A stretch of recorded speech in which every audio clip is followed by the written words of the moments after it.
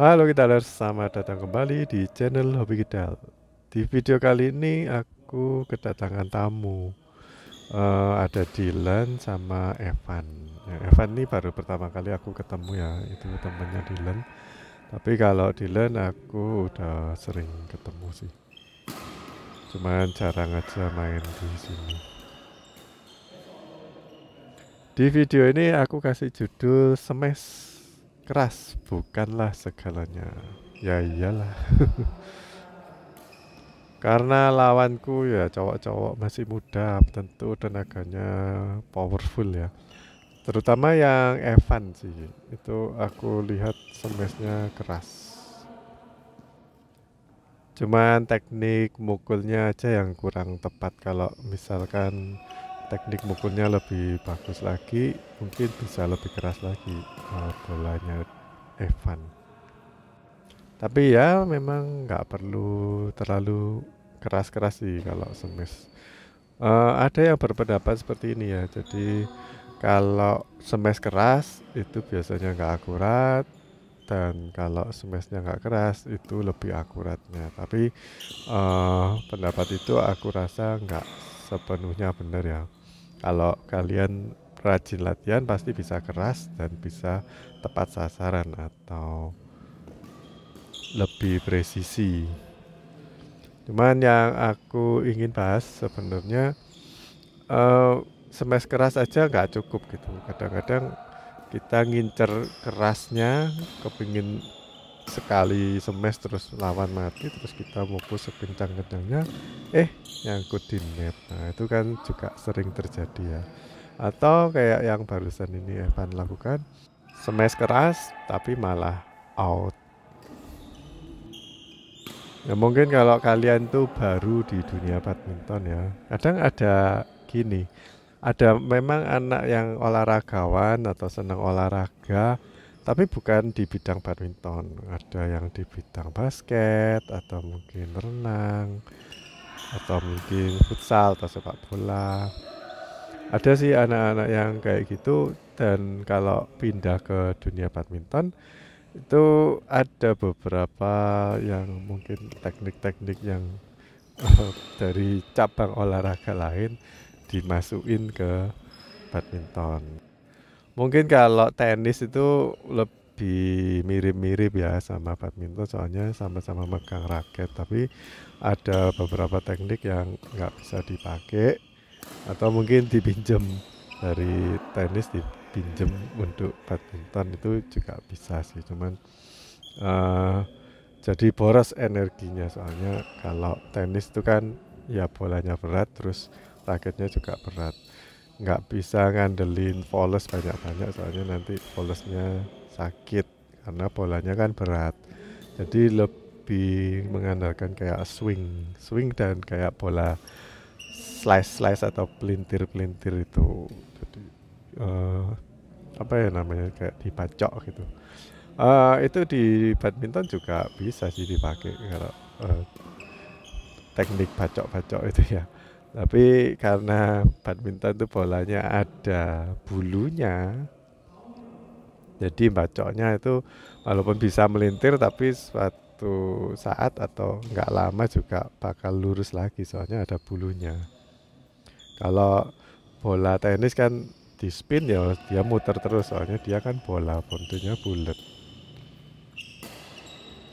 Nah, mungkin kalau kalian tuh baru dalam dunia badminton, walaupun berangkat dari bisa olahraga yang lainnya, itu biasanya kepingin menguasai beberapa teknik basic ya. Yang basic itu menurutku ada kayak lob, terus smash, termasuk terus ngenet dan drop shot. Kalau backhand itu nanti aja, itu bukan basic menurutku. Soalnya kalau kita cepet bisa ngambil pakai forehand, ya nggak usah belajar backhand, nggak apa-apa. Tapi suatu saat pasti harus dipelajari lah. Nah ini salah satu bukti kenapa kalau smash keras aja nggak cukup ya. Kalau lawan defense-nya kuat, ya bisa kemungkinan mati-mati sendiri kayak Dylan. Aku ini sebenarnya defense-nya ya nggak kuat, cuman itu kebetulan aja bolanya balik pas tipis. Karena kita bicara mengenai smash ya, jadi aku langsung aja bahas. Nggak cukupnya itu bagaimana ya? Karena smash keras itu kalau nggak dibarengin dengan arah yang benar, itu bakal dengan mudah lawan itu defend. Apalagi kalau lawannya udah siap ya. Oh ini mau di smash ini keras, keras tambah gampang sih sebenarnya. Tapi yang sulit itu kalau mau nyemes ternyata kena frame terus jatuhnya jadi ke depan atau drop shot atau lawan nipu udah kayak posisi dan gerakannya itu kayak mau nyemes ternyata dikasih di net atau di drop shot. Nah itu yang lebih sulit menurutku daripada menerima smash keras. Jadi smash yang nggak jadi itu lebih sulit dikembalikan daripada smash yang keras. Selain arah ya itu arah itu kan bisa kiri, bisa kanan, bisa di tengah atau bisa ke bodinya lawan atau mungkin di daerah tertentu kalau kalian bisa presisi ditempatin di pinggangnya lawan. Itu lumayan sulit sih untuk dikembalikan. Selain arah kita juga perlu belajar mengenai ketajaman semesan kita ya. Kadang-kadang kita itu nggak perlu keras tapi ngemes ke belakang, tapi perlunya itu semesnya menuki tajam. Nah ini ada 3 macam semes, ketajaman semes ya. Itu ada yang tajam banget sampai di depannya kita, itu biasanya di daerah garis T itu. Lalu yang kedua itu ya semes biasa yang biasanya jatuhnya itu ke daerah perutnya lawan. Terus ada lagi yang terakhir nih sebenarnya juga agak sulit tapi berisiko ya. Jadi di smash ke arah lehernya lawan. Nah itu kadang kan yang siap-siap untuk defend itu raketnya udah di bawah kan pakai gripnya backhand. Soalnya lawan biasanya nyemes itu kan ke bawah, tapi kalau ditempatin ke leher itu biasanya lawan jadi kaget soalnya siapnya itu di bawah, ternyata smashnya ngambang atau di daerah leher. Nah kalau ngambang smashnya tapi luput atau out ya itu gak apa-apa tapi kalau smashnya ngambang tapi ternyata masuk di daerah baseline itu agak sulit untuk dikembalikan. Makanya atlet-atlet sekarang aku amati defense-nya nggak selalu pakai backhand, kadang-kadang mereka pakai defense pakai forehand ya, di jongkok terus mukul mengembalikannya pakai forehand.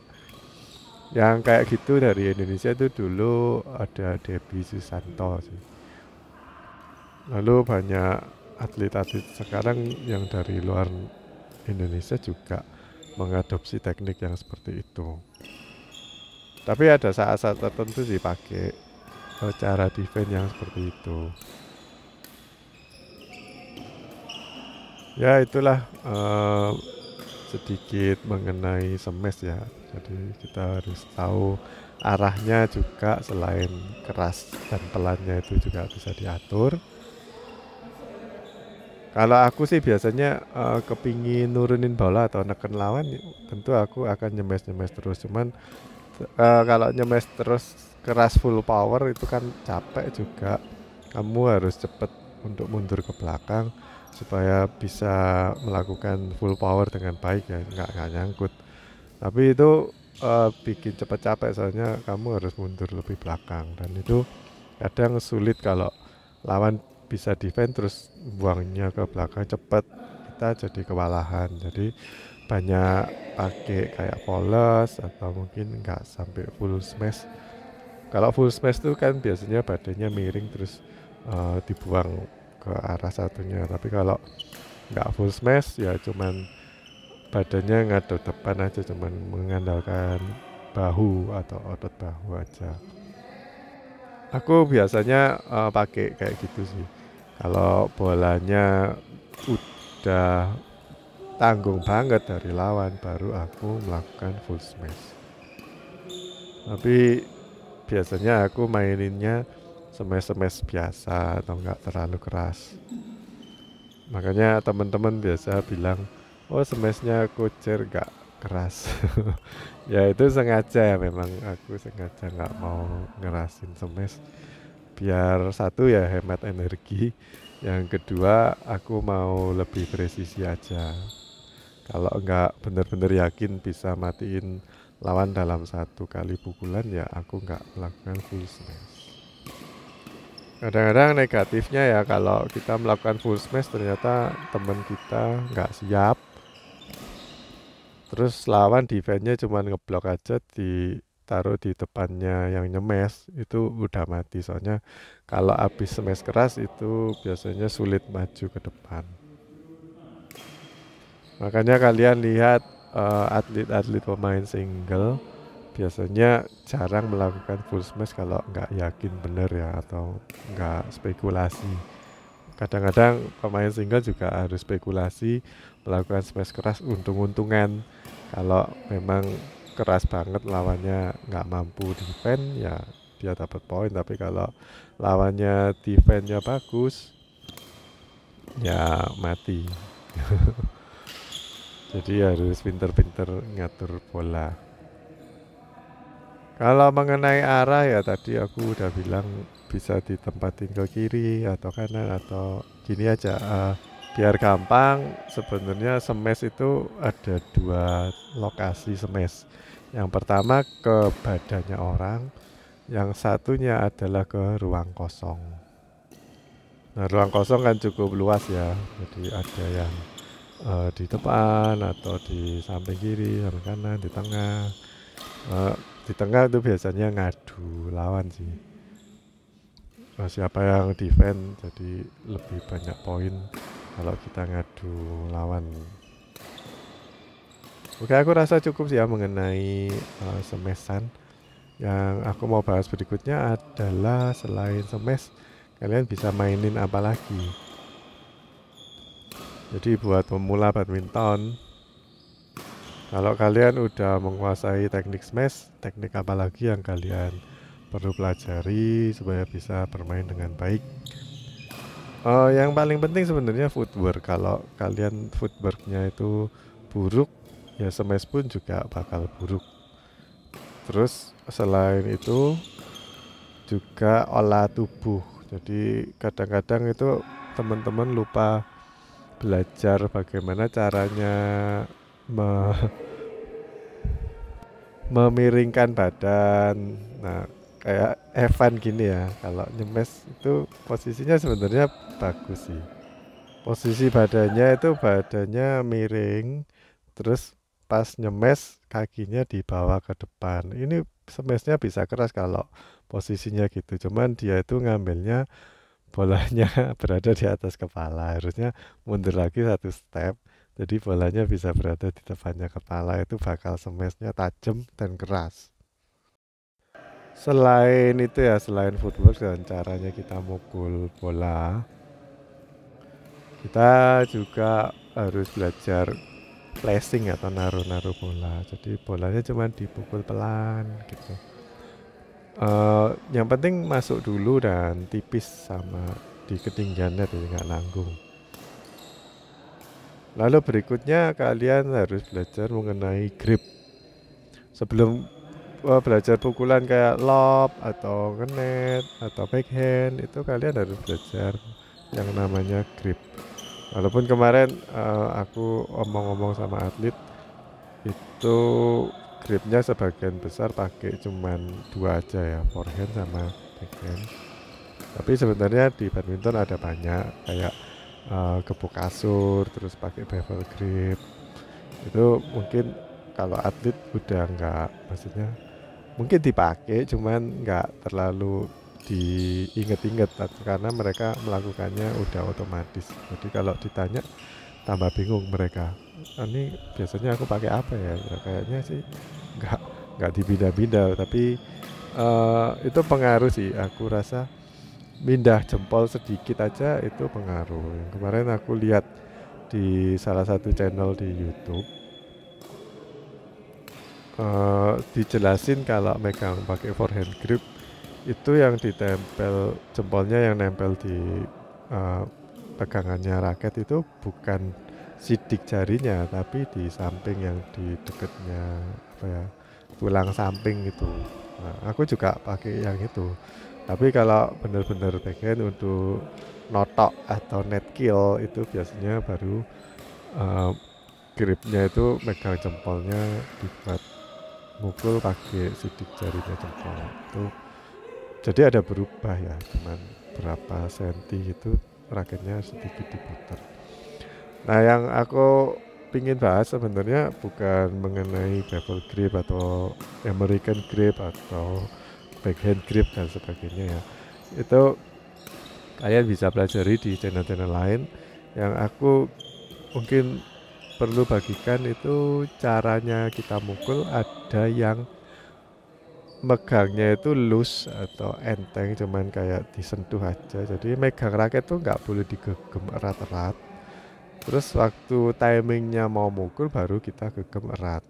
Itu yang pertama yang aku tahu teknik bermain badminton ya. Terus yang kedua, ada saatnya ketika kita itu megangnya juga nggak boleh digenggam kerat, tapi memang nggak boleh terlalu loose juga. Ini yang kedua ya.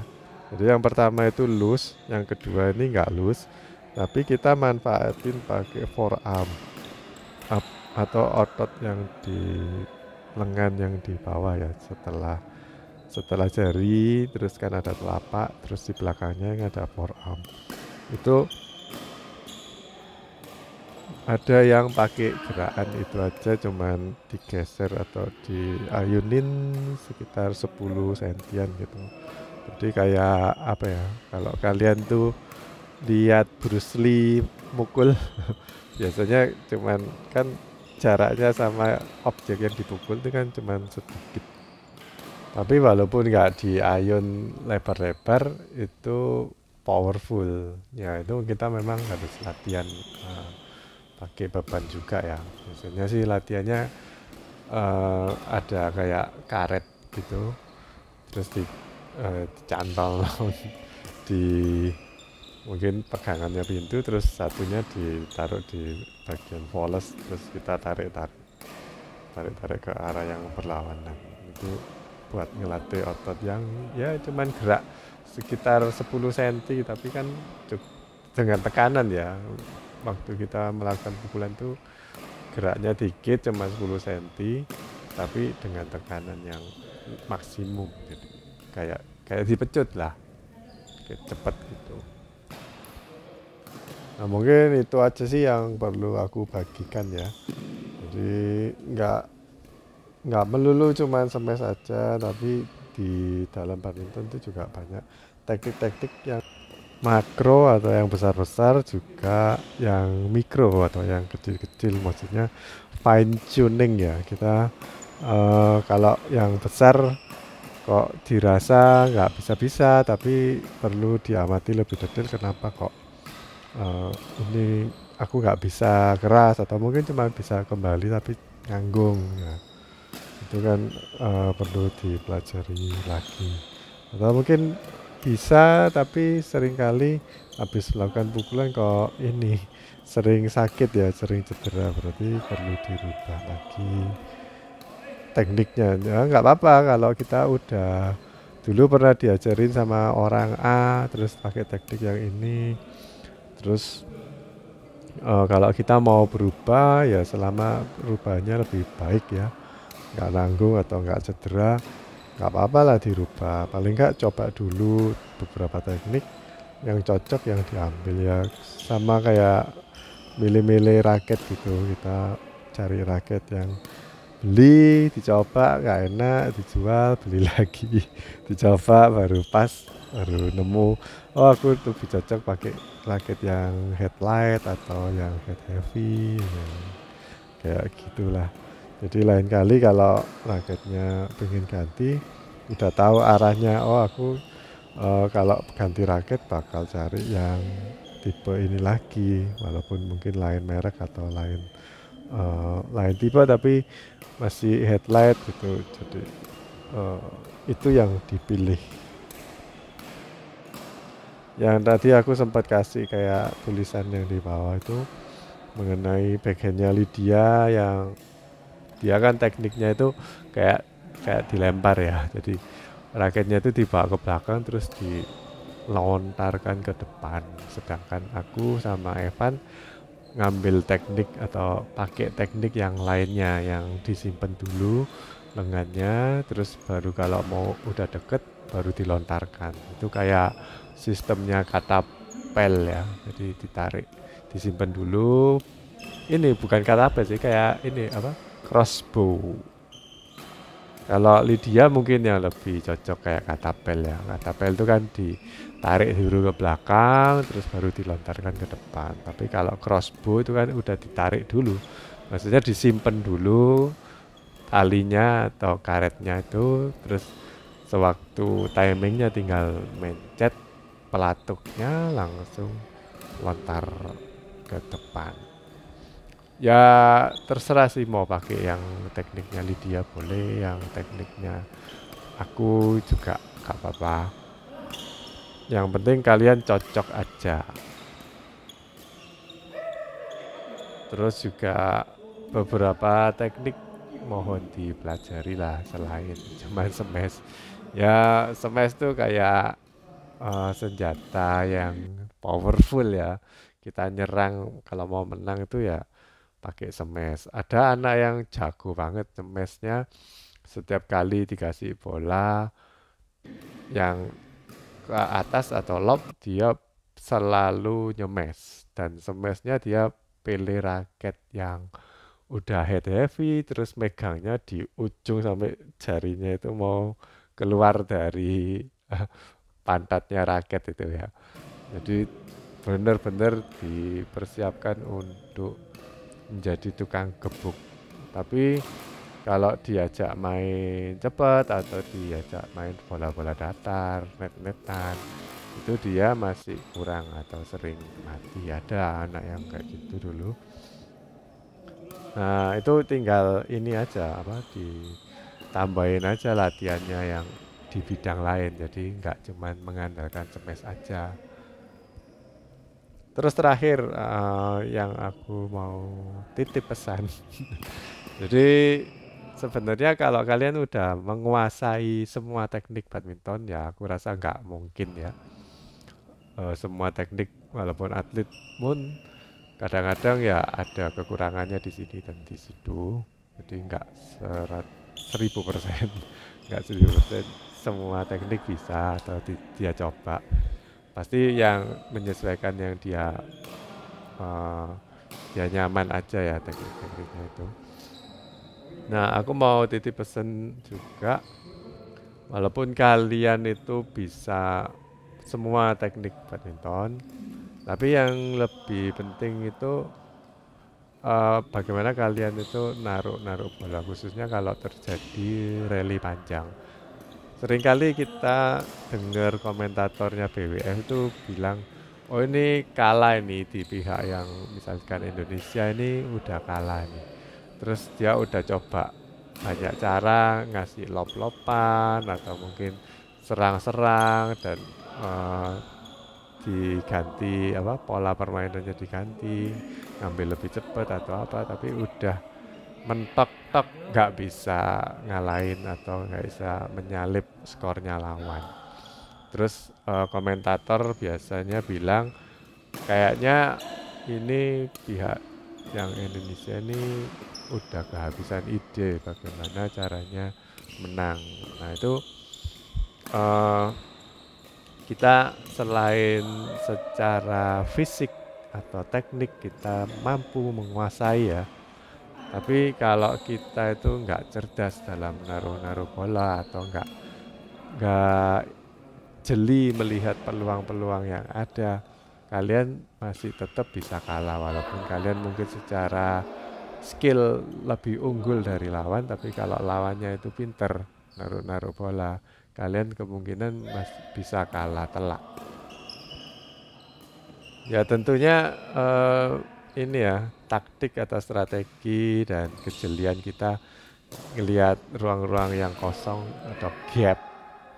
Biasanya komentator tuh bilang, oh itu kok pinter ya bisa ngelihat gap, ada satu ruang kosong di situ, ditempatin di sana dan mati atau mati langkah lawannya. Kalau kalian tahu gapnya itu di situ, tapi secara teknik nggak bisa melakukan pukulan yang ke sana dalam kondisi yang mungkin terdesak, ya sama aja. Jadi itu harus berimbang ya antara skill dan ini naruh-naruh bola strateginya. Oke guys, gitu aja sih video kali ini. Semoga kalian terbantu ya dengan narasi yang ada di sini. Oke, sampai jumpa di video berikutnya. Salam kenal buat Evan yang baru pertama kali ketemu atau main di sini. Semoga sering datang. Oke guys, bye bye.